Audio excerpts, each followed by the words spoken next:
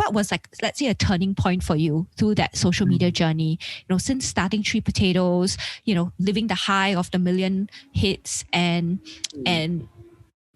also obviously having lots of great sponsorships and having more than a young person could ever want. What has caused you to sort of, I guess, change your perspective and take a step back and also change your relationship with social media? A lot of things, actually. I wouldn't say there's any particular one particular factor that made me say like, okay, that's it, I'm out. If anything, I'm still pretty much in social media spheres, but I've decided not to make it my entire career. I make it something which does not control me. I think the part of which I felt very pressurized was when we started creating more like long form videos, when competition started getting much stronger in the YouTube scene and things started getting a lot more toxic. So I'm sure people know that there's a lot of infighting within like the YouTube sphere, right? There's always people like, this guy hates that guy, there's politics.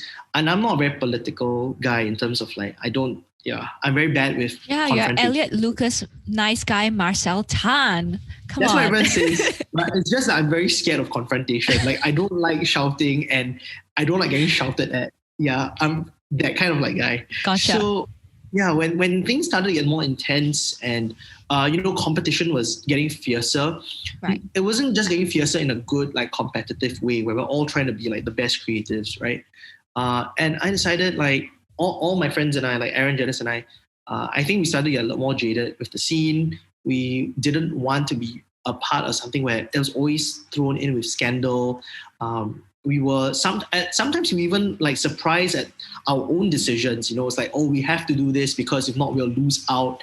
And this super kiasu mentality is not something Aaron, Janice and I share very closely. Like, I would definitely say I liked working with them because they are very human people first.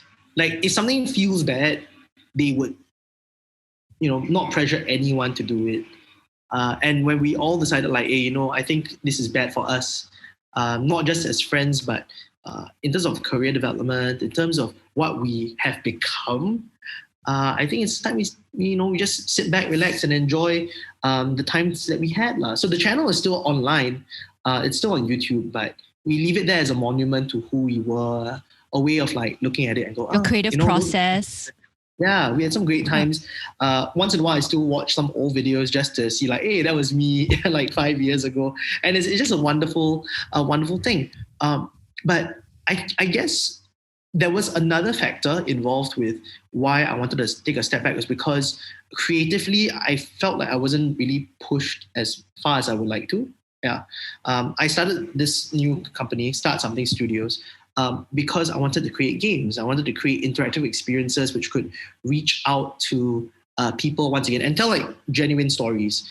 Doing videos, in particular, because my medium was videos, it's very expensive and sometimes it's very ineffective because the kinds of things that catch attention online just isn't the same as they used to.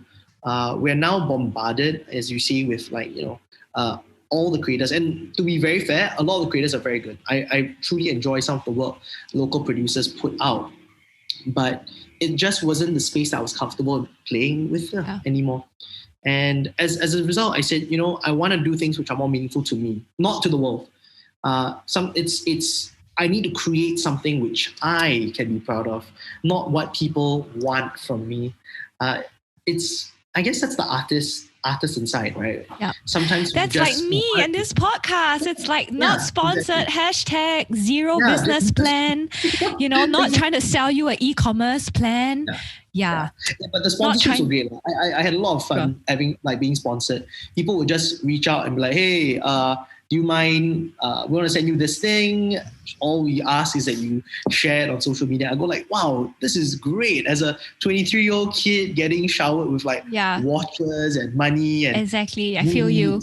Yeah. I remember, I used to get sent for like press trips in I also won a social media competition. I made a 15-second video and I was sent to New York. And they put me in like a New York penthouse hotel for 1 week. They paid for my airfare. They gave me spending money, and I was spending time with like the Huffington Post, Upworthy, Vice, Seth Godin, all the founders and those people in their heyday. So that was great. You know, there were lots of highlights, and I guess I would see it as like my social media success, where my parents were like, what are you doing? We have no idea what you're doing, but how come you seem to be, you seem to be getting some kind of success, right? So I'm really grateful for that. But like, same as you, I think I came to the point of how much clothes can a girl have? How much perfume can a girl have? How many meals can we go to? And it just felt like now that I look back, I love the influencer scene because a lot of them are my dear friends. But I feel like also fundamentally something is broken. Like, I don't want to perpetuate this whole system of where we just keep giving influencers more and more stuff. Then they create this amazing looking life that all the young people are aspiring towards. And then the more fame they get, the more stuff they get.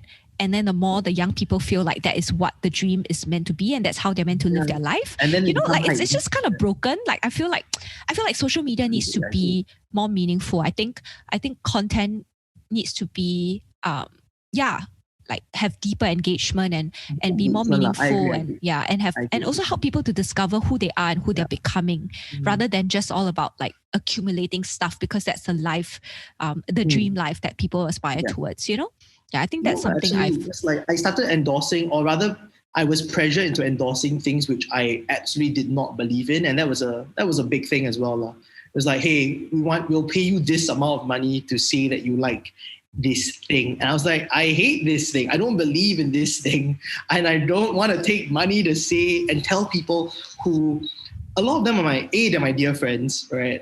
Like people follow me on social media who are very big advocates, and the ones who usually engage my posts because they're supportive friends is, they say like, hey, Elliot, you want to take this thing even though you don't like it? And it felt bad. It felt bad to tell them like, they did say they would pay me this amount. And the running joke in my group of friends was that I was starting to sell out. And I was like thinking to myself, but I'm not that kind of guy. Or rather, I don't want to be that kind of guy.